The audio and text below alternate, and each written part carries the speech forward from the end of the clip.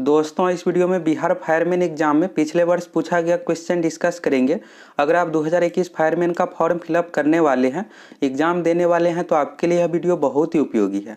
आप इस वीडियो को पूरा देख लीजिए, आपको पता चल जाएगा कि फायरमैन एग्जाम में किस तरह का क्वेश्चन पूछा जाता है। पहला क्वेश्चन है, प्रतिनिधित्व नहीं तो कर नहीं का नारा किस घटना का परिणाम है।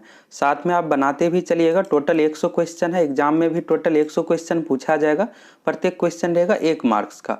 एग्जाम में नेगेटिव मार्किंग नहीं है, इसलिए आप सभी 100 क्वेश्चन को अटेम्प्ट कीजिए और कितना क्वेश्चन सही बना पाते हैं लास्ट में कमेंट कीजिएगा। 5 से 6 सेकंड का आपको समय लेना है। इस क्वेश्चन में जो पूछा जा रहा है, प्रतिनिधित्व नहीं तो कर नहीं का नारा किस घटना का परिणाम है। 1773 की बोस्टन टी पार्टी में प्रतिनिधित्व नहीं तो कर नहीं का नारा दिया गया था। तो सही आंसर हो जाएगा first option, Boston T party. अगला क्वेश्चन है, जलियांवाला बाग हत्याकांड कहाँ हुआ था। यहाँ से आपको वर्ष भी याद रखना है। जलियांवाला बाग हत्याकांड जो हुआ था 13 अप्रैल 1919 को। एग्जाम में पूछा जाता है कई बार, तो याद रख लीजिए 13 अप्रैल 1919 को जलियांवाला बाग हत्याकांड हुआ था। जलियांवाला बाग जो है पंजाब के अमृतसर में है, तो सही आंसर हो जाएगा अमृतसर। अगला क्वेश्चन है, भारत एक राष्ट्र है। 42वें संविधान संशोधन द्वारा 1976 में प्रस्तावना में 3 शब्द जोड़ा गया है, समाजवादी, पंथ निरपेक्ष और अखंडता शब्द। एग्जाम में यह भी पूछ लिया जाता है। 42वें संविधान संशोधन 1976 द्वारा प्रस्तावना में कितने शब्द जोड़ा गया है, तो 3 शब्द, समाजवादी, पंथ निरपेक्ष और अखंडता। तो पंथ निरपेक्ष की जगह पर धर्मनिरपेक्ष। तो भारत जो है एक धर्मनिरपेक्ष राष्ट्र है। सही आंसर हो जाएगा धर्मनिरपेक्ष। और यह एग्जाम में पूछा जाता है कि कब इसे शामिल किया गया है, तो 1976 में 42वें संविधान संशोधन द्वारा। अगला क्वेश्चन है, भारत में दल विहीन जनतंत्र की परिकल्पना किसने प्रस्तावित की थी। इस क्वेश्चन का जो सही आंसर हो जाएगा जयप्रकाश नारायण। जयप्रकाश नारायण को लोकनायक कहा जाता है। एग्जाम में पूछ लिया जाता है उपनाम। अगला क्वेश्चन है, भारत के किस प्रधानमंत्री ने श्रीलंका में भारतीय शांति सेना भेजी थी। इसका सही आंसर हो जाएगा राजीव गांधी। सी ऑप्शन इसका सही हो जाएगा। अगला क्वेश्चन है, इनमें से राष्ट्रीय राजनीतिक दल कौन सा है। इसमें से जो राष्ट्रीय राजनीतिक दल है बीएसपी बसपा है, बहुजन समाजवादी पार्टी। सही आंसर हो जाएगा सी ऑप्शन। बाकी यहाँ पर जो भी दिया हुआ है क्षेत्रीय पार्टी है। अगला क्वेश्चन है, लोकतंत्र जनता का, जनता के लिए एवं जनता के द्वारा शासन है, किसने कहा था।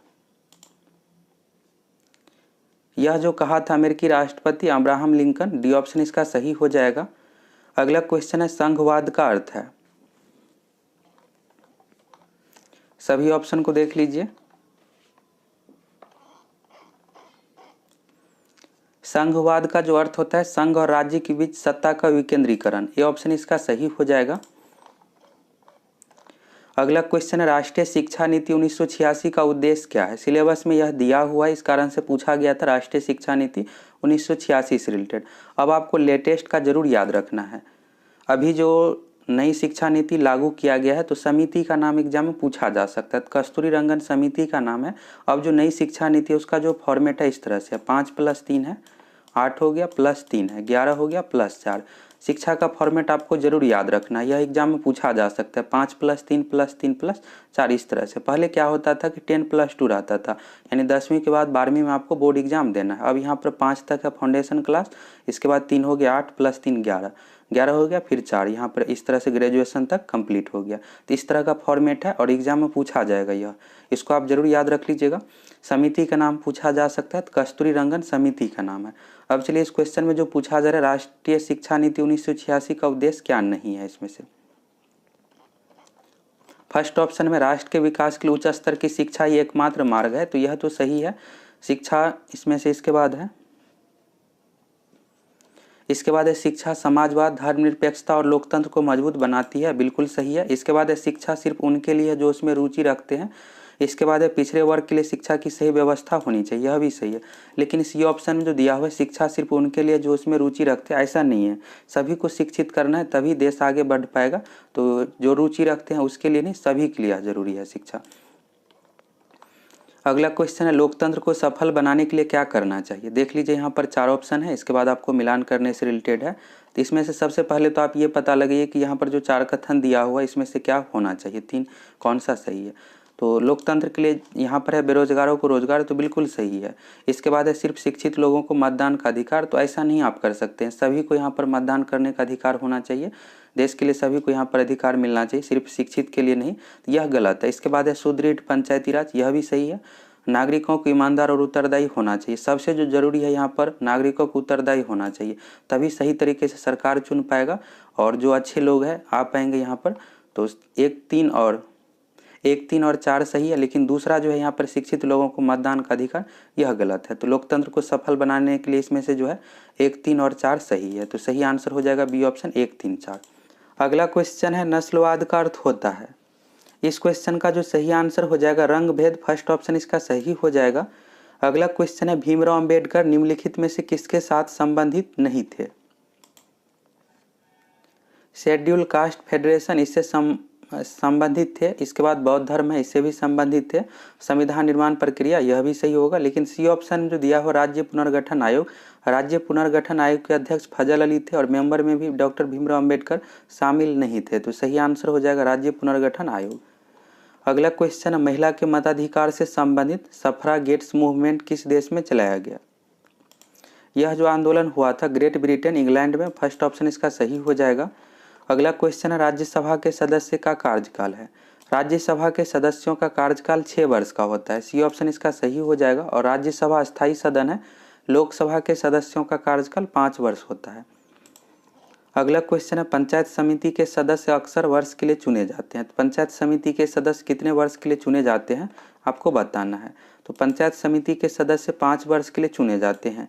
यहाँ से एक और आपको पॉइंट याद रखना है, पंचायत समिति का सदस्य बनने के लिए न्यूनतम उम्र, तो पंचायत का सदस्य बनने के लिए जो न्यूनतम उम्र का कंडीशन है 21 वर्ष है। मतदान करने के लिए 18 वर्ष है, यहाँ से आप सीरियल से देख लीजिए, मतदान करने के लिए न्यूनतम उम्र का कंडीशन है 18 वर्ष।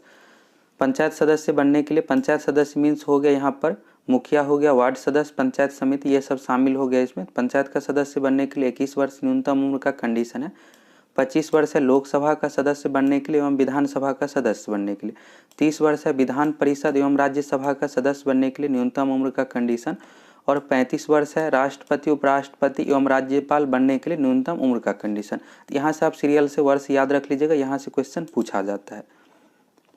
अगला क्वेश्चन है फ्रांस में आतंक का राज किसके शासनकाल को कहते हैं? फ्रांस में आतंक का राज जो कहा जाता है लुई 16 इस क्वेश्चन का सही आंसर हो जाएगा। अगला क्वेश्चन है गांधी इरविन समझौता पर हस्ताक्षर होने वाला वर्ष है। गांधी इरविन समझौता गांधी जी एवं लॉर्ड इरविन के बीच हुआ था और इसमें वर्ष पूछा जा रहा है। तो गांधी इरविन समझौता जो हुआ था 5 मार्च 1931 को, बी ऑप्शन इसका सही हो जाएगा। इसके बाद सविनय अवज्ञा आंदोलन को स्थगित कर दिया गया। अगला क्वेश्चन इनमें से कौन सा देश द्वितीय विश्व युद्ध के दौरान धुरी राष्ट्रगुट का सदस्य नहीं था? धुरी पूछा जा रहा है, धुरी राष्ट्रगुट का सदस्य नहीं था। तो धुरी राष्ट्रगुट में जो शामिल था इटली, जर्मनी, जापान, चीन इसमें शामिल नहीं था। मित्र राष्ट्र में जो शामिल था ब्रिटेन, अमेरिका, रूस। अगला क्वेश्चन इनमें से कौन राष्ट्र संघ का अंग नहीं है? संयुक्त राष्ट्र संघ का इसमें से अंग जो नहीं है विश्व स्वास्थ्य संगठन, डी ऑप्शन इसका सही हो जाएगा। और यहाँ से एक फुल फॉर्म भी पूछ लिया गया था WHO का, तो वर्ल्ड हेल्थ ऑर्गेनाइजेशन इसका पूरा नाम हुआ। संयुक्त राष्ट्र वर्ल्ड हेल्थ ऑर्गेनाइजेशन, विश्व स्वास्थ्य संगठन का जो मुख्यालय जेनेवा में है, जेनेवा स्विट्जरलैंड में है। अगला क्वेश्चन है संयुक्त राष्ट्र का चार्टर कहाँ तैयार हुआ था? 26 जून 1945 को 50 देशों के प्रतिनिधियों ने सैन फ्रांसिस्को में बैठक किया, जिसे संयुक्त राष्ट्र सम्मेलन का नाम दिया गया। तो सैन फ्रांसिस्को इसका सही आंसर हो जाएगा, यहीं पर चार्टर तैयार किया गया। अगला क्वेश्चन है गांधी जी दक्षिण अफ्रीका से भारत कब लौटे? गांधी जी दक्षिण अफ्रीका से भारत लौटे 1915 में और पहला सत्याग्रह किया था चंपारण में 1917 में। यह भी पूछा जाता है कई बार एग्जाम में, चंपारण सत्याग्रह कब हुआ था? तो 1917 में, चंपारण बिहार में है। अगला क्वेश्चन है इनमें से कौन सी घटना द्वितीय विश्व युद्ध का परिणाम नहीं है? द्वितीय विश्व युद्ध का जो इसमें से परिणाम नहीं है राष्ट्र संघ का गठन। संयुक्त राष्ट्र संघ का गठन जो किया गया है, पेरिस सम्मेलन इससे पहले ही हुआ था और उसी में यह निर्णय लिया गया कि विश्व में शांति के लिए राष्ट्र संघ का गठन किया जाएगा। तो इसका परिणाम नहीं है द्वितीय विश्व युद्ध का। अगला क्वेश्चन है मानव और नागरिकों के अधिकार के घोषणा पत्र के बारे में क्या गलत है? देख लीजिए यहाँ पर सभी ऑप्शन को। मानव और नागरिकों के अधिकार के घोषणा पत्र के क्या गलत है? पहला जो दिया हुआ यहाँ पर, इसे पुरातन व्यवस्था का मृत्यु प्रमाण पत्र कहा जाता है, सही है। इसमें स्वतंत्रता, समानता और बंधुत्व को अपनाया गया, यह भी सही है। इसके बाद थर्ड जो है यहाँ पर सभी वयस्कों का मताधिकार दिया गया, यह गलत है। अपनी इच्छा अनुसार धर्म पालन करने का अधिकार मिला, यह भी सही है। अगला क्वेश्चन है सही सुमेलित है। यहाँ पर देख लीजिए कौन सा सही आपको बताना है। तो गांधी युग है, तो गांधी युग जो है 1947 नहीं 1948 तक है, 1916 यहाँ पर है। तो गांधी युग जो माना जाता है 1919 से लेकर 1948 तक। इसके बाद है मोपला विद्रोह। तो मोपला जो विद्रोह हुआ था 1921 में। मोपला विद्रोह हुआ था केरल के मालाबार तट में। एग्जाम में मालाबार तट अगर रहेगा तो मालाबार तट होगा, अगर राज्य का नाम पूछा जाएगा तो केरल देना है आंसर। इसके बाद है राष्ट्रीय स्वयंसेवक संघ की स्थापना, आरएसएस की स्थापना 1925, तो यह सही है। बाकी तीनों गलत है। ऑल इंडिया ट्रेड यूनियन की स्थापना 1920 में हुई थी। अगला क्वेश्चन, औरंगजेब की मृत्यु के पश्चात किस नेता के नेतृत्व में जाट काफी शक्तिशाली हुए। इस क्वेश्चन का जो सही आंसर हो जाएगा चूड़ामन। अगला क्वेश्चन है पेशावर एवं काबुल किसके माध्यम से एक दूसरे से जुड़े हैं।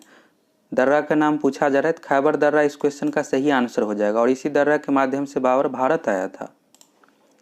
अगला क्वेश्चन है फर वनस्पति निम्नलिखित में से किससे संबंधित है। फर वनस्पति जो है हिमालय क्षेत्र में पाया जाता है। अल्पाइन वन इसका सही आंसर हो जाएगा। अल्पाइन वन जो है हिमालय क्षेत्र में पाए जाने वाले वन को कहा जाता है। यह जो होता है शंकुधारी। अगला क्वेश्चन है नाथुला दर्रा राज्य में स्थित है। तो नाथुला दर्रा जो है सिक्किम राज्य में, फर्स्ट ऑप्शन इसका सही हो जाएगा। अगला क्वेश्चन है वनस्पति जो विषुवतीय रेखीय वनों से संबंधित नहीं है वह है मोहोगनी, रोजवुड और आयरनवुड। यह तीनों जो है भूमध्य रेखीय वन है। विषुवत रेखा को ही भूमध्य रेखा भी कहा जाता है, लेकिन सी ऑप्शन में जो अकेसिया, अकेसिया का यहाँ पर जो नाम हो गया बबुल, बबुल कहा जाता है इसी को, तो सही आंसर हो जाएगा अकेसिया। यह जो है विषुवत रेखीय वन से संबंधित नहीं है। अगला क्वेश्चन है नदी जो बिहार का शोक कहलाती है। बिहार का शोक जो कहा जाता है कोसी नदी को, सी ऑप्शन इसका सही हो जाएगा। अगला क्वेश्चन है चंद्रमा की घूर्णन अवधि है। चंद्रमा की जो घूर्णन अवधि है 28 दिन, इसका सही आंसर हो जाएगा। अगला क्वेश्चन है तमिलनाडु में शीतकालीन वर्षा का कारण है। तमिलनाडु में शीतकालीन वर्षा होता है लौटते मानसून से, उत्तर पूर्व मानसून से। फर्स्ट ऑप्शन इसका सही हो जाएगा उत्तर पूर्व मानसून। अगला क्वेश्चन है प्रायद्वीपीय भारत की सबसे बड़ी नदी कौन सी है। भारत की सबसे लंबी नदी है गंगा। इसमें पूछा जा रहा है प्रायद्वीपीय भारत। प्रायद्वीपीय भारत की जो सबसे बड़ी नदी है गोदावरी। इस क्वेश्चन का सही आंसर हो जाएगा। अगला क्वेश्चन है वर्ष जिसमें प्रथम पृथ्वी सम्मेलन आयोजित हुआ है। प्रथम पृथ्वी सम्मेलन हुआ था ब्राजील के शहर रियो डी जेनेरियो में। एग्जाम में ऐसे भी पूछ लिया जाता है कि रियो सम्मेलन किससे संबंधित है, तो पृथ्वी सम्मेलन से संबंधित है, पृथ्वी से। और यह जो सम्मेलन हुआ था 1992 में। यहाँ से एग्जाम में क्वेश्चन रिपीट भी किया जा सकता है, आपको याद रख लेना है। प्रथम पृथ्वी सम्मेलन रियो डी जेनेरियो में हुआ था 1992 में। अगला क्वेश्चन है भारत में रेल मंडलों की वर्तमान संख्या। अच्छा सा क्वेश्चन है, अभी आपको यहाँ पर वर्तमान डेटा के साथ याद रखना है। क्वेश्चन जो पूछा गया है 2013 का एग्जाम का क्वेश्चन है। तो 2013 के समय में रेल मंडलों की संख्या 16, ऑप्शन में यहाँ पर 16 होगा, लेकिन अभी का आपको जो याद रखना है, अभी करंट में जो रेल मंडलों की, रेल जोनों की टोटल संख्या 18 है। 2019 से पहले 17 था। 17वां रेल मंडल यानी जोन शामिल किया गया है कोलकाता मेट्रो का। 18वां भी 2019 में शामिल किया गया दक्षिण तटीय रेलवे। दक्षिण तटीय रेलवे शामिल करने के बाद रेलवे जोन की टोटल संख्या 18 हो गया है। तब आपको करेंट डेटा के साथ 18 याद रखना है। टोटल रेल मंडलों की संख्या 18 है। अगला क्वेश्चन राउरकेला लौह एवं इस्पात संयंत्र जिस राज्य में अवस्थित है वह है। यहाँ से इस टॉपिक से भी एग्जाम में क्वेश्चन पूछा जाता है। तो राउरकेला स्टील प्लांट जो है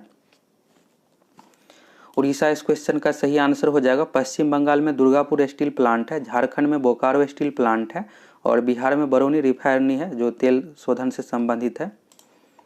अगला क्वेश्चन है भारतीय राज्य जिससे होकर कर्क रेखा नहीं गुजरती है वह है।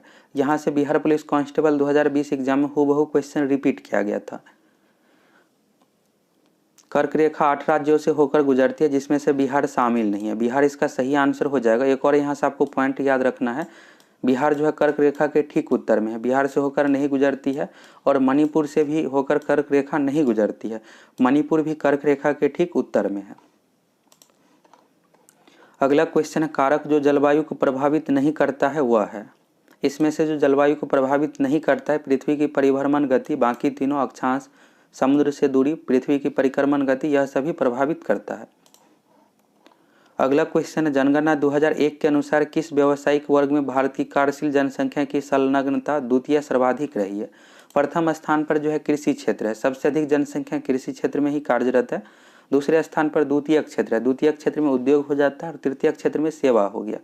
तो सबसे कम है सेवा क्षेत्र में, और बीच का पूछा गया, द्वितीय पूछा गया, तो द्वितीय किसका सही आंसर हो जाएगा। अगला क्वेश्चन है, यह घर मेरा है वह तुम्हारा है, रेखांकित शब्द क्या है?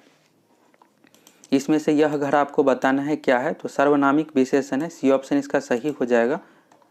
अगला क्वेश्चन है, शांति से बैठकर अपना कार्य कीजिए, वाक्य में रेखांकित शब्द किस क्रिया विशेषण का एक प्रकार है? इस क्वेश्चन का जो सही आंसर हो जाएगा रीतिवाचक। अगला क्वेश्चन है, निम्नलिखित वाक्य में रेखांकित क्रिया विशेषण के शब्दों का सही विकल्प चुनकर लिखे। यहाँ पर दिया हुआ है वाक्य, तुम जितना खाओगे उतने ही ताकतवर बनोगे। तो इसमें आपको बताना है तुम जितना खाओगे उतने ही ताकतवर बनोगे, तो क्या है इसमें कौन सा विशेषण है? तो यहाँ पर परिमाणवाचक होगा, इसलिए होगा कि यहाँ पर जितना खाएगा खाने का परिणाम ये होगा कि यहाँ पर ताकतवर बनेगा। तो परिमाणवाचक क्रिया विशेषण इसका सही आंसर हो जाएगा। अगला क्वेश्चन है, सही उत्तर छांटे। यहाँ पर 3 शब्द है, सेनागर, कातर और हिमालय। संरचना के आधार पर क्रमशः इनका परिचय है। तो यहाँ पर व्युत्पत्ति के आधार पर 3 होता है, रूढ़, यौगिक, यौगरूढ़। रूढ़ में क्या होता है कि कोई भी खंड नहीं होगा, तो कातर यहाँ पर क्या हो जाएगा, रूढ़ हो जाएगा। और हिमालय यहाँ पर एक विशेष अर्थ होगा, तो यौगरूढ़ में एक विशेष अर्थ होता है, 2 शब्द मिलकर तीसरा बनता है, और एक विशेष अर्थ भी होना चाहिए। सेनागर में 2 शब्द का यहाँ पर मिलन है, तो सीरियल से आपको बताना है, यहाँ पर क्रमशः लिखा हुआ है। तो सेनागर यौगिक होगा, इसके बाद कातर रूढ़ होगा, इसके बाद हिमालय यौगरूढ़ हो जाएगा। अगला क्वेश्चन है, बहुव्रीहि समास में। तो बहुव्रीहि समास में जो होता है तृतीय पद प्रधान होता है, कोई एक विशेष अर्थ इसमें दर्शाता है, तो सी ऑप्शन इसका सही हो जाएगा, तृतीय पद प्रधान होता है। अगला क्वेश्चन है, पाठ प्लस शाला बराबर पाठशाला के मेल को कहा जाएगा। तो पाठ प्लस शाला बराबर यहाँ पर जो होगा संयोग होगा, सीधा सा 2 शब्द का यहाँ पर संयोग हुआ है, संधि नहीं होगा। संधि में जो होना चाहिए यहाँ पर मात्रा जो रहता है, जैसे लास्ट वाला जो रहता है 2 वर्णों का मेल होता है संधि में। अगला क्वेश्चन है, शुद्ध वाक्य छांटे। इसमें देख लीजिए 4 ऑप्शन है यहाँ पर, तो बी ऑप्शन से आप थोड़ा सा समझ लीजिए। मेरे पुराने दोस्त के पिताजी तंबाकू के व्यापारी, यहाँ पर पुराना दोस्त है, ये सटीक नहीं है। इसके बाद है मेरे दोस्त के पुराने पिताजी, पिताजी पुराना नहीं होता है, तो ये भी गलत हो जाएगा। इसके बाद है मेरे दोस्त के पिताजी पुराने तंबाकू के व्यापारी है, पुराना तंबाकू तो नहीं, नया तंबाकू का व्यापारी होता है, तो ये भी सटीक नहीं है। आप देखिएगा तो फर्स्ट ऑप्शन बिल्कुल सटीक है, मेरे दोस्त के पिताजी तंबाकू के पुराने व्यापारी है। व्यापारी पुराने मीन्स हुआ कि बहुत दिनों से व्यापारी है। अगला क्वेश्चन है, निम्नलिखित में से कौन शरीर में विटामिन डी बनाता है? तो विटामिन डी हमें सूरज की रोशनी से मिलता है, त्वचा के माध्यम से सूरज की रोशनी से अवशोषित होता है, सी ऑप्शन इसका सही हो जाएगा, त्वचा। अगला क्वेश्चन है, सन 2014 का फुटबॉल विश्व कप में होगा। तो 2014 का जो फुटबॉल विश्व कप का आयोजन किया गया था ब्राजील के शहर रियो डी जेनेरियो में। अभी आपको वर्तमान का याद रखना है, करेंट अफेयर्स इसी तरह खेल से रिलेटेड हाईलाइट ही पूछा जाता है, जितने हाईलाइट है पूछा जाएगा। तो 2022 का फीफा विश्व कप जो होगा कतर में होगा। यहाँ पर फुटबॉल के जगह पर फीफा सीधा सा दिया हुआ रहेगा, फीफा कप जो संबंधित है फुटबॉल से 2022 का कतर में आयोजन किया जाएगा। अगला क्वेश्चन है, कंगारू कहाँ का मुख्य पशु है? तो कंगारू जो मुख्य पशु है ऑस्ट्रेलिया का, इसलिए क्रिकेट में आप सुनते होंगे कि ऑस्ट्रेलिया टीम के लिए कंगारू का उपयोग किया जाता है, और भारत का राष्ट्रीय पशु बाघ है। अगला क्वेश्चन है, संयुक्त राष्ट्र दिवस मनाया जाता है। संयुक्त राष्ट्र संघ की स्थापना 24 अक्टूबर 1945 को हुई थी, इसलिए प्रत्येक वर्ष 24 अक्टूबर को संयुक्त राष्ट्र संघ दिवस मनाया जाता है। अगला क्वेश्चन है, यूनेस्को का मुख्यालय स्थित है। यूनेस्को का मुख्यालय जो स्थित है फ्रांस की राजधानी पेरिस में, और यूनिसेफ का मुख्यालय है न्यूयॉर्क में। अगला क्वेश्चन है, संतोष ट्रॉफी किससे संबंधित है? तो संतोष ट्रॉफी जो संबंधित है फुटबॉल से, फर्स्ट ऑप्शन इसका सही हो जाएगा। अगला क्वेश्चन है, जय जवान जय किसान का नारा किसने दिया? जय जवान जय किसान का नारा जो दिया था लाल बहादुर शास्त्री ने, सी ऑप्शन इसका सही हो जाएगा। जय जवान जय किसान जय विज्ञान का नारा अटल बिहारी वाजपेयी जी ने दिया था। अगला क्वेश्चन इंग्लिश से संबंधित है। क्वेश्चन है, fill in the blank by choosing the right option. यहाँ पर आपको बताना है खाली स्थान में क्या होगा। यहाँ पर दिया हुआ neither new year Valentine day A national holiday in India, तो इज आर में से क्या होगा आपको बताना है। खाली स्थान में यहाँ पर जो होगा इज का प्रयोग होगा। अगला क्वेश्चन है, fill in the blank by choosing the right option either historical, occasion, distinguished person, commemorated on secular holidays. इसमें क्या होगा, खाली स्थान में आपको बताना है यहाँ पर। तो यहाँ पर जो प्रयोग होगा खाली स्थान में आर का प्रयोग होगा, डी ऑप्शन इसका सही हो जाएगा। अगला क्वेश्चन है choose the correct option to complete the following sentence I bought. यहाँ पर सेंटेंस है I bought all these book only ₹700।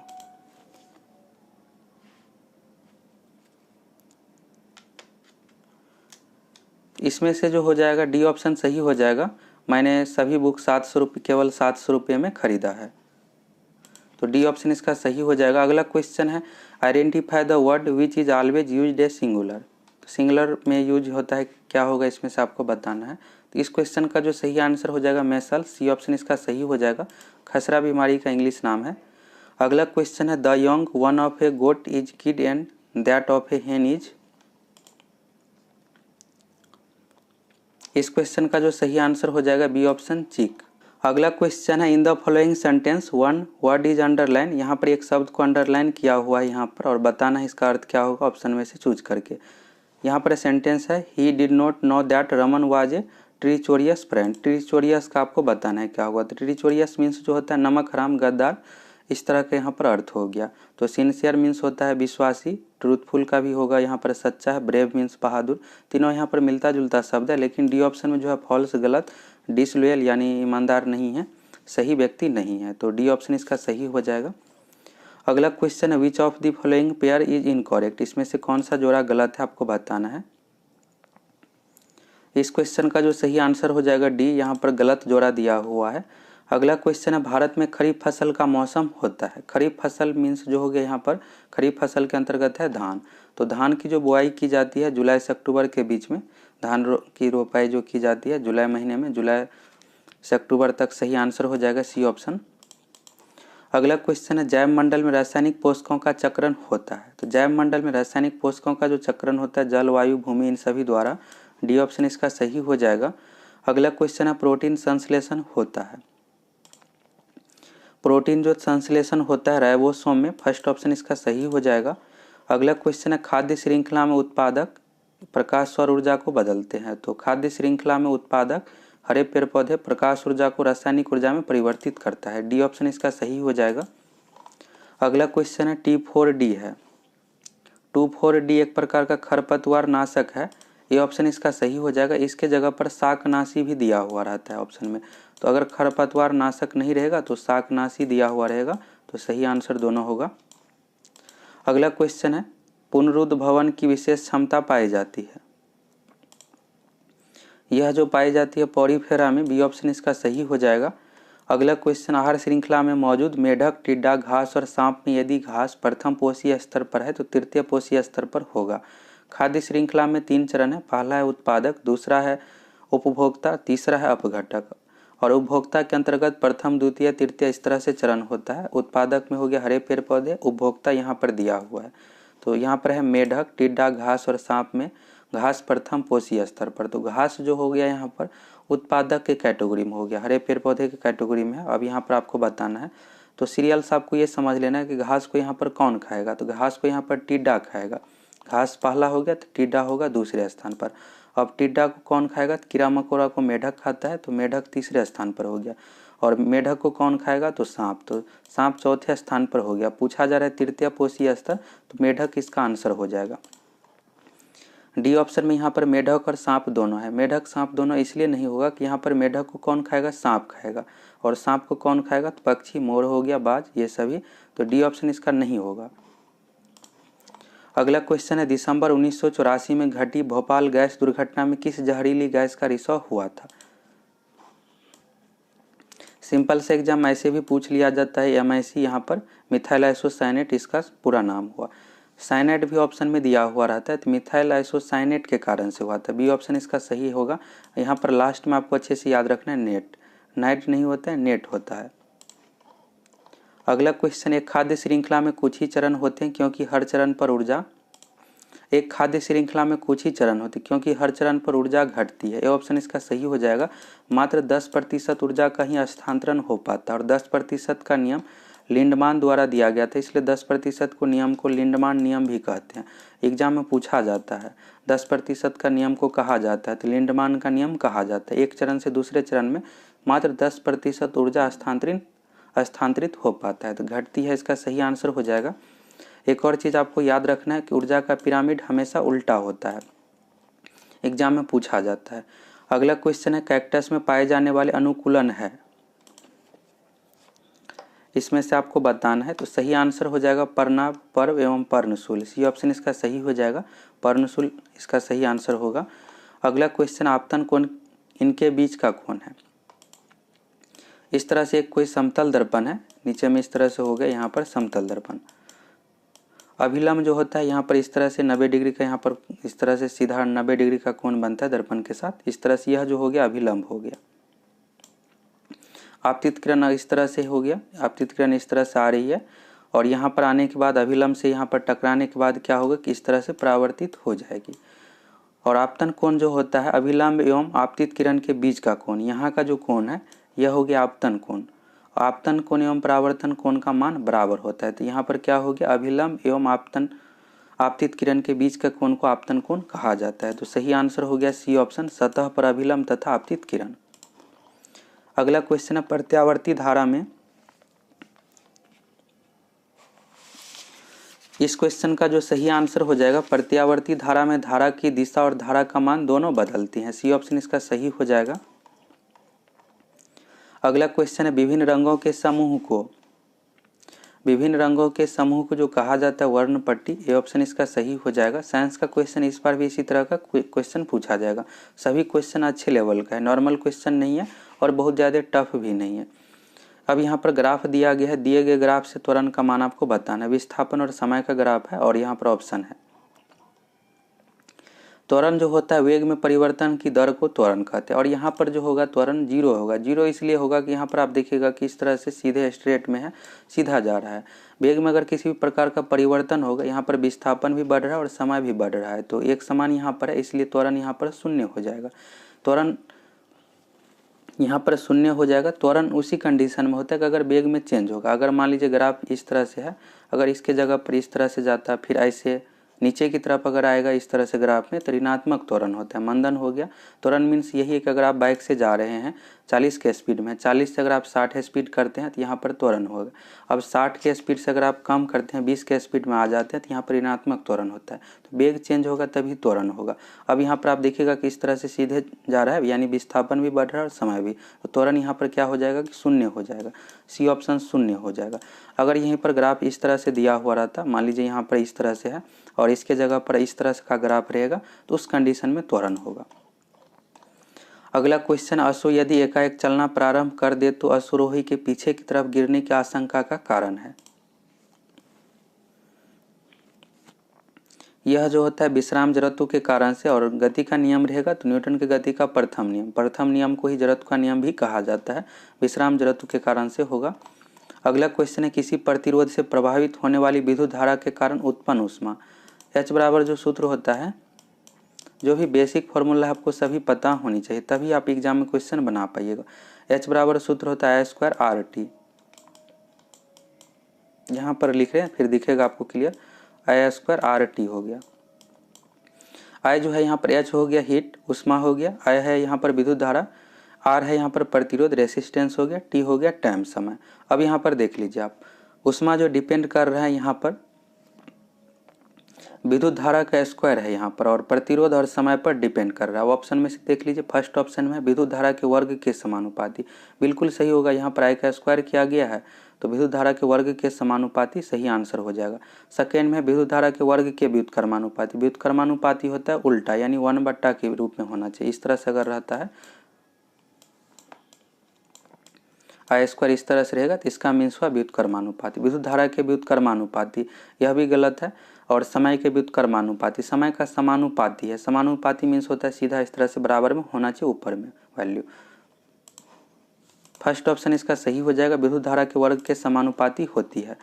अगला क्वेश्चन, प्रकाश की एक किरण एक माध्यम जिसका अपवर्तनांक μ1 से चलकर दूसरे माध्यम जिसका अपवर्तनांक μ2 है में प्रवेश करती है। अगर आपतन कोण I तथा अपवर्तन कोण R हो तो sin A बराबर sin A बट्टा sin R का मान क्या होगा। Sine I by sine R का जो मान होगा यहाँ से, सूत्र ही यहाँ पर पूछा गया है, सिंपल से है ही है। तो म्यू 2 बाय म्यू 1 होता है इस तरह से, mu 2 by mu 1। D option इसका सही हो जाएगा, म्यू 2 बाय म्यू 1। ऊपर में जो होगा 2 होगा। अगला क्वेश्चन है, दोनों द्रव्यमान के बीच गुरुत्वाकर्षण बल का मान होगा। यहाँ पर 5 किलो का एक द्रव्यमान है, दूसरा है यहाँ पर 10 किलोग्राम का कोई वस्तु है और दोनों के बीच की दूरी है 10 मीटर। तो यहाँ से आपको बल का मान बताना है। बल बराबर जो सूत्र होता है F बराबर, इस सूत्र को देख लीजिए, यहाँ से क्वेश्चन एग्जाम में पूछा जाता है। Gm1 Guna m2 bye are square होता है। अब सिंपल सा आप इस सूत्र पे बना दीजिए। जी तो यहाँ पर कांस्टेंट ही रखना है क्योंकि ऑप्शन में दिया हुआ है, जी का मान यहाँ पर आपको सेम ही रखना है, चेंज नहीं। इस जी का जो वैल्यू होता है 6.67 गुना 10⁻⁻11 न्यूटन मीटर स्क्वायर प्रति kg स्क्वायर। जी का मान आपको नहीं रखना है, इसमें जी रहने ही देना है।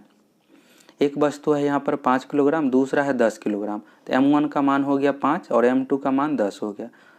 इसके बाद है r, तो r जो है यहाँ पर दोनों के बीच का दूरी जो दिया हुआ है 10 मीटर, यही r हो गया। तो अब इस पर बैठा दीजिए सूत्र पर, जी इस तरह से ही रहेगा, गुना का चिन्ह हो गया यहाँ पर। और m का मान कितना हो गया, m1 का मान हो गया 5, m2 का मान हो गया 10 और बट्टा में यहाँ पर हो गया आर स्क्वायर। तो 10 गुना 10 हो गया। अब इसको आप सॉल्व कीजिएगा तो 5 में 10 से गुना करने पर 50 होता है और नीचे में 10 गुना 10 100 है। 50 बट्टा 100 हो गया यानी 1/2। तो g/2 इसका मान आ गया। और बल का मान पूछा गया है तो न्यूटन हो जाएगा। बल का संकेत, बल का ऐसा मात्रक है न्यूटन और संकेत होता है n, तो g/2 न्यूटन हो गया। फर्स्ट ऑप्शन इसका सही आंसर हो जाएगा।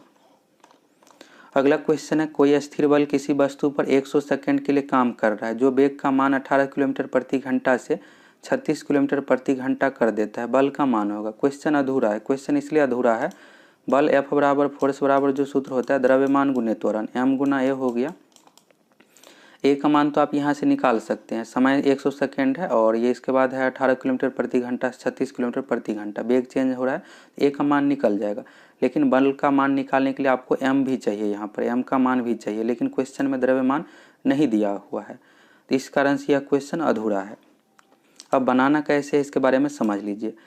यहाँ पर आपको ए निकालना है यानी त्वरण निकालना है। तो त्वरण बराबर जो सूत्र रहता है v-u/t होता है।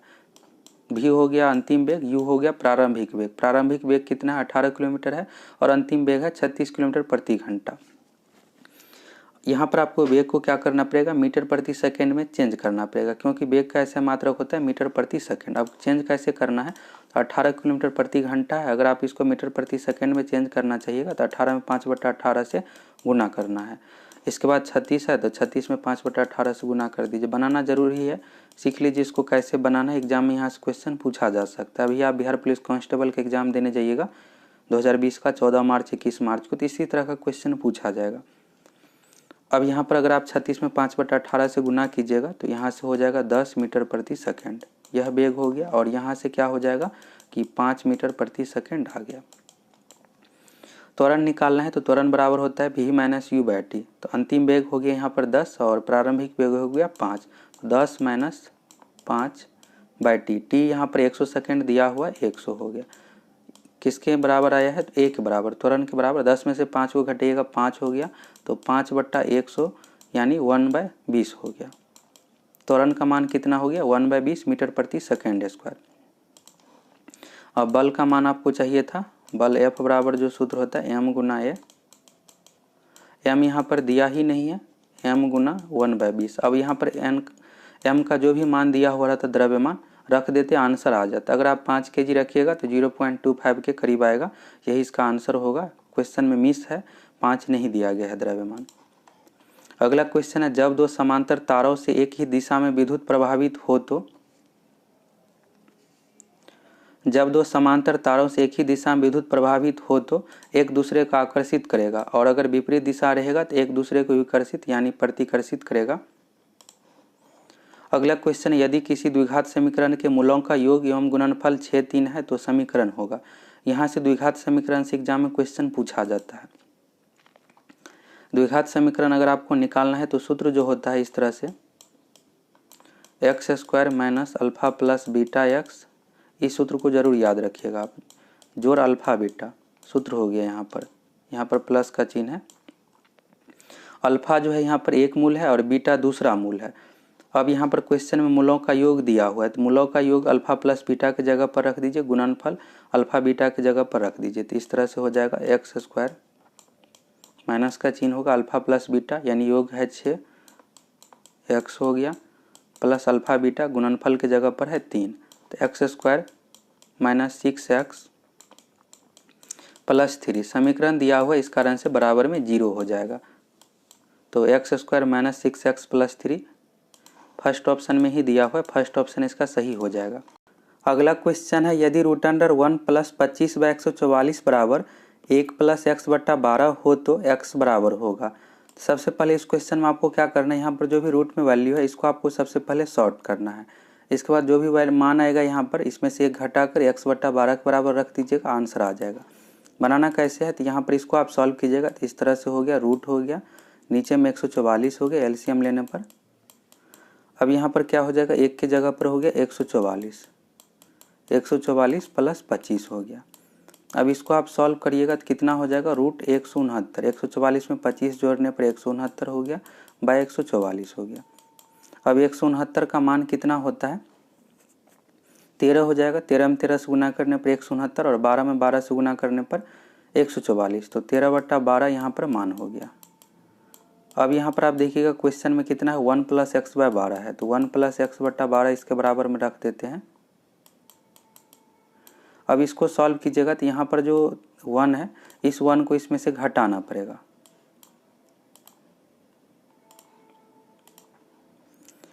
अब आपको यहाँ पर क्या करना है, 13/12 है तो 13/12 में से -1 कर दीजिए और बराबर में हो गया यहाँ पर x/12। अब 13/12 में से -1 कीजिएगा तो यहाँ पर क्या हो जाएगा, 1/12 मान आ जाएगा। 1/12 बराबर हो गया यहाँ पर x/12 और नीचे में दोनों जगह 12 है, कैंसिल हो जाएगा। तो x बराबर क्या हो गया, यहाँ से मान 1 आ गया। तो यही इसका सही आंसर हो गया 1। फर्स्ट ऑप्शन इसका सही हो जाएगा। अगला क्वेश्चन, यदि एक वृत्त के त्रिज्या खंड की त्रिज्या r है और वह वृत्त के केंद्र पर x डिग्री का कोण बनाता है, त्रिज्या खंड का क्षेत्रफल होगा। सिंपल सा त्रिज्या खंड का क्षेत्रफल पूछा गया है, तो त्रिज्या खंड का क्षेत्रफल जो होता है πr² गुना θ/360 डिग्री। और क्वेश्चन में क्या कहा गया है कि वृत्त की त्रिज्या r है, कैपिटल R से डिनोट किया गया है, तो इस तरह से हो जाएगा πr², थीटा के जगह पर x डिग्री का यूज किया गया, x हो जाएगा बाय 360। ऑप्शन में से आप खोज लीजिए, यह जो दिया हुआ है डी ऑप्शन में दिया हुआ है, तो डी ऑप्शन इसका सही हो जाएगा। अगला क्वेश्चन है, दिया हुआ है कि मौसा HCF बराबर 253, 240 बराबर 11 और लौसा 253, 440 बराबर 253 गुना r, तो r का मान होगा। इसको आप समझिए ऐसे, यहाँ पर जो है दो संख्या का यहाँ पर डिनोट किया गया है कोष्ठ में। अगर आप 10th मैथ में देखिएगा तो इसी तरह से 10वीं क्लास में लिखा हुआ रहता, आप बनाए भी होंगे क्वेश्चन, इसी तरह से कोष्ठ में डिनोट किया जाता है संख्या को। यहाँ पर दो संख्या 253, 440 है, पहली संख्या 253 है और दूसरी संख्या जो है यहाँ पर 440 है, और इसका HCF जो है 11 यहाँ पर दिया हुआ है। LCM 253, 440 का 253 गुना r है, r का मान आपको बताना है। LCM जो है 253 गुना r है, तो लौसा मौसा में जो सूत्र होता है पहली संख्या गुने दूसरी संख्या बराबर, अगर कोई संख्या पहली संख्या x है और दूसरी संख्या y है, यहाँ पर मान रहे हैं इस तरह से, तो LCM गुना HCF होता है। सूत्र हो गया ये, पहली संख्या गुने दूसरी संख्या बराबर LCM गुना HCF। पहली संख्या 253 है और दूसरी संख्या 440 है, तो यहाँ पर इस तरह से लिख रहे हैं 253 गुना 440 बराबर LCM का मान कितना है, 253 गुना r, 253 गुना r हो गया, और HCF का मान कितना दिया हुआ है, 11 दिया हुआ है क्वेश्चन में। अब यहाँ पर देखिएगा कि 253 से 253 कैंसिल हो जाएगा, बचेगा कितना, तो 440 बराबर हो गया यहाँ पर r गुने 11। अब r का मान कितना हो जाएगा, यहाँ से 440 में 11 से भाग दीजिएगा 40 आ जाएगा, तो यही इसका आंसर हो गया। बी ऑप्शन इसका सही हो जाएगा 40। अगला क्वेश्चन, एक वृत्त की जीवा केंद्र पर 45 डिग्री का कोण बनाती है, यदि वृत्त की त्रिज्या की लंबाई यानी त्रिज्या 28 सेंटीमीटर है तो लघु खंड का क्षेत्रफल क्या होगा। यहाँ पर थीटा का मान है 45 डिग्री और सूत्र जो होता है लघु खंड का क्षेत्रफल बराबर r² इंटू पाई थीटा बटा 360 डिग्री माइनस साइन थीटा बटा 2। अब इस सूत्र पर आप रख दीजिएगा, इसका आंसर आ जाएगा। अगला क्वेश्चन है, यदि एक त्रिभुज के शीर्षाभिमुख कोण 130 डिग्री है तो उसके आधार के समद्विभाजकों के बीच का कोण होगा। अब इसका फिगर किस तरह से बनेगा, सबसे पहले आपको चित्र बनाना है। तो मान लेते हैं कि ABC कोई एक त्रिभुज इस तरह के शेप में है। ये हो गया यहाँ पर B और C यहाँ पर इस तरह से हो गया। अब क्वेश्चन में कहा जा रहा है यदि एक त्रिभुज के शीर्षाभिमुख कोण यह हो गया 130 डिग्री, क्वेश्चन में दिया हुआ है, और उसके आधार के समद्विभाजक, आधार यहाँ पर नीचे में हो गया B और C, BC आधार हो गया, आधार के समद्विभाजकों के बीच का कोण B और C का यहाँ पर समद्विभाजक, तो इस तरह से यहाँ पर आप कर लिए। समद्विभाजकों के बीच का कोण क्या होगा, यह कोण आपको बताना है। ऊपर वाला 130 डिग्री और नीचे वाला कोण बताना है। तो सिंपल सा इस कोण को निकालने के लिए जो सूत्र होता है 90 डिग्री प्लस कोण A/2। यहाँ से बहुत बार एग्जाम में क्वेश्चन पूछा जाता है, SSC रेलवे विभिन्न प्रतियोगिता परीक्षा में यहाँ से क्वेश्चन पूछा जाता है। कोण A का मान दिया हुआ रहेगा, इस तरह से लिखा हुआ रहेगा कोण BAC बराबर 130 डिग्री, तो यहाँ पर O दे दिया जाता है, कोण BOC का मान आपको बताना है। तो सिंपल सा 90 डिग्री प्लस कोण A/2 सूत्र का यूज करना है। तो इसको सूत्र का यूज करने के लिए इस तरह से हो गया 90 डिग्री प्लस कोण A का मान कितना है 130 डिग्री है, 130/2। 130 का आधा कीजिएगा 65 होगा, 90 में 65 को जोड़िएगा तो 155। 155 इस क्वेश्चन का सही आंसर हो गया। एक तो तरीका यह हो गया। दूसरा तरीका यह होगा कि ऊपर वाला कोण 130 हो गया, तो त्रिभुज के तीनों कोण का योगफल होता है 180 डिग्री। तो कोण B प्लस कोण C मिलाकर यहाँ से 180 में से 130 को घटाइएगा तो 50 हो गया। कोण B और C मिलकर कितना हो गया 50 डिग्री। अब इसका आधा कितना हो जाएगा, कोण B और C का मिला करके 25 डिग्री हो जाएगा। तो सिंपल सा आपको क्या करना है, यहाँ पर 180 में से क्या करना है, इस त्रिभुज में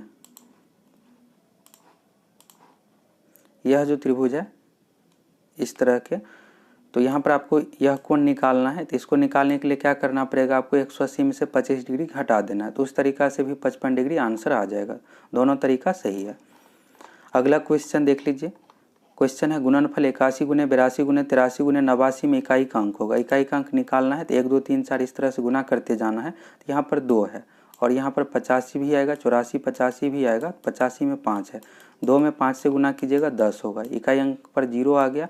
अब 0 से किसी भी अंक में गुना होगा तो 0 ही होगा। फर्स्ट ऑप्शन इसका सही हो जाएगा 0। अगला क्वेश्चन द्विघात समीकरण से संबंधित है। द्विघात समीकरण से एग्जाम में क्वेश्चन पूछा जाता है। क्वेश्चन है यदि अल्फा और बीटा द्विघात समीकरण 3x² 8x + 2 बराबर 0 के मूल हो तो 1/α + 1/β बराबर क्या होगा। सिंपल से सबसे पहले आप इसका मान निकालिए क्या होगा। एलसीएम यहाँ पर अल्फा बीटा हो गया और यहाँ पर क्या हो जाएगा बीटा प्लस अल्फा हो जाएगा। मीन्स यहाँ पर मूलों का योगफल अल्फा प्लस बीटा और नीचे में हो गया मूलों का गुणनफल अल्फा बीटा। अल्फा बीटा मूल है तो यहाँ पर अल्फा प्लस बीटा मूलों का योगफल बराबर जो सूत्र होता है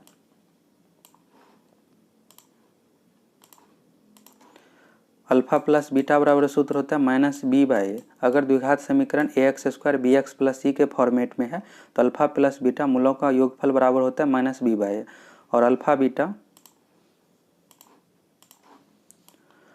बीटा मूलों का गुणनफल बराबर जो सूत्र होता है c/a।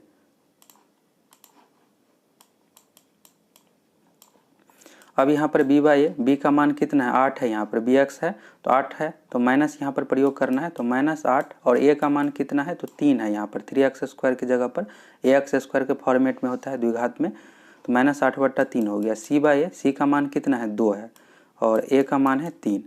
अब यही रख दीजिए। अल्फा प्लस बीटा का मान यहाँ पर -8/3 है और अल्फा बीटा का मान है 2/3। सॉल्व कीजिएगा 3 3 कैंसिल हो जाएगा। लास्ट में जो बचेगा -8/2, -8 में 2 से भाग दीजिएगा 4 आ जाएगा। तो सही आंसर हो गया इस क्वेश्चन का सी ऑप्शन 4।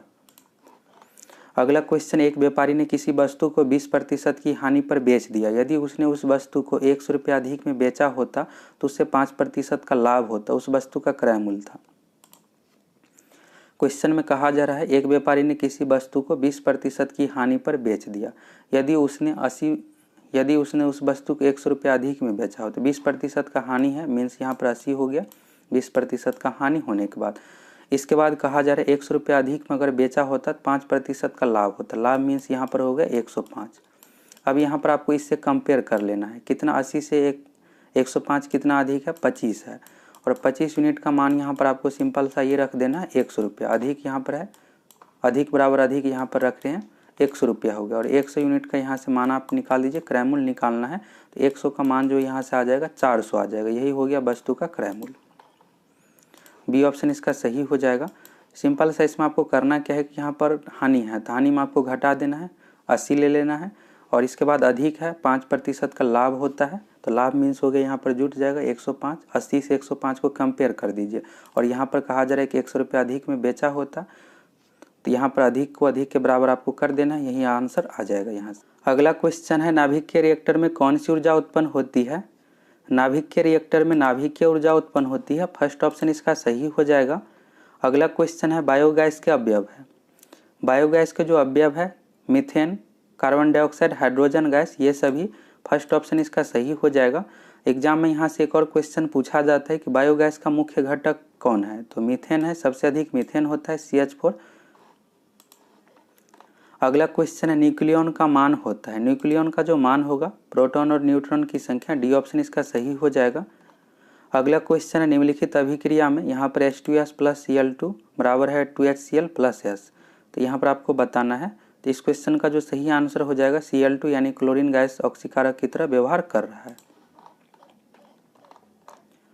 अगला क्वेश्चन है, नाइट्रोजन गैस के अणु में निम्नलिखित आबंध है। नाइट्रोजन गैस के जो अणु में है त्रिसहसंयोजी है, डी ऑप्शन इसका सही हो जाएगा, ट्रिपल कोवैलेंट बॉन्ड है। अगला क्वेश्चन है, इस अभिक्रिया में यहाँ पर अभिक्रिया है 2Al प्लस 6H बराबर है 2Al3 प्लस 3H2, किसका ऑक्सीकरण हो रहा है? इस क्वेश्चन का जो सही आंसर हो जाएगा एल्यूमिनियम का, फर्स्ट ऑप्शन इसका सही हो जाएगा। अगला क्वेश्चन है, ब्यूटेन तथा आइसोब्यूटेन है। ब्यूटेन तथा आइसोब्यूटेन जो है सूत्र दोनों का सेम ही होता है, सिर्फ यहाँ पर शेप अलग अलग होता है, समावयव होगा, बी ऑप्शन इसका सही हो जाएगा। अगला क्वेश्चन, 1 बिलियन जिसका pH 3 है तो उस बिलियन में OH माइनस की सांद्रता होगी। यहाँ से H प्लस का भी पूछा जाता है, तो अगर H प्लस पूछा जाएगा तो 10⁻³ होगा।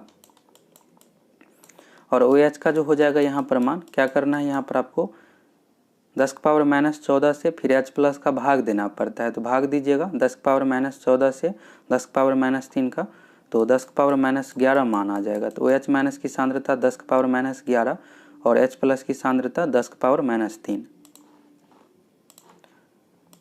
ये ऑप्शन इसका सही हो जाएगा। अगला क्वेश्चन है, एक इलेक्ट्रॉन का भार एवं आवेश है। इलेक्ट्रॉन पर जो आवेश होता है ऋण आवेश, तो पहला और दूसरा ऑप्शन तो बिल्कुल नहीं होगा क्योंकि यहाँ पर धन आवेश दिया हुआ है। अब तीसरा चौथा देख लीजिए, प्रोटॉन के भार के बराबर नहीं होता, 1/1838वां भाग होता है प्रोटॉन के भार का और ऋण आवेश होता है, तो सी ऑप्शन इसका सही हो जाएगा। 1/1838वां भाग प्रोटॉन के भार के बराबर होता है और ऋण आवेश, इलेक्ट्रॉन का जो भार होता है प्रोटॉन के भार का 1838वां भाग। अगला क्वेश्चन है, ग्रेफाइट का पेंसिल में प्रयोग किया जाता है क्योंकि? ग्रेफाइट से रिलेटेड एग्जाम में क्वेश्चन पूछा जाता है। सिंपल से यहाँ पर यह क्वेश्चन पूछा जाता है कि कार्बन के अपरूप कौन कौन है, तो कार्बन के जो अपरूप है हीरा, ग्रेफाइट और फ्लोरीन भी है। फ्लोरीन भी आपको नाम याद रखना है, यहाँ पर फ्लोरीन नहीं है, फ्लोरीन की परमाणु संख्या 9 है, तत्व है फ्लोरीन। यहाँ पर जो लिखा हुआ है फ्लोरीन लिखा हुआ है, फ्लोरीन कार्बन के अपर रूप है। इसके अलावा हो गया हीरा, ग्रेफाइट, 3 आपको यहाँ से अपर रूप याद रखना है। अब इसमें ग्रेफाइट के बारे में पूछा गया है, तो सभी ऑप्शन में ग्रेफाइट के बारे में तो सही दिया हुआ है, लेकिन यहाँ पर पेंसिल के पर्पज से पूछा गया, ग्रेफाइट का पेंसिल में प्रयोग क्यों किया जाता है? यह कागज पर चिन्ह अंकित कर सकता है, इसलिए प्रयोग किया जाता है। अगर आप चैनल पर नए हैं तो चैनल को सब्सक्राइब करके जरूर जुड़ जाइए। बाकी यहाँ पर है, यह कार्बन का अपर रूप है, यह भी सही है, यह सस्ता है, यह भी सही है, यह मुलायम तथा भंगुर है। ग्रेफाइट के पर्पज से चारों सही है, लेकिन पेंसिल के पर्पज से पूछा गया है, इसलिए ये ऑप्शन इसका सही हो जाएगा। और आप कमेंट करके बताइए कि 100 में से आप कितना क्वेश्चन सही बनाए हैं। फायरमैन एग्जाम की तैयारी के लिए चैनल को सब्सक्राइब करके जरूर जुड़ जाइए। और आप लोगों को वीडियो कैसा लगा कमेंट करके जरूर बताइएगा।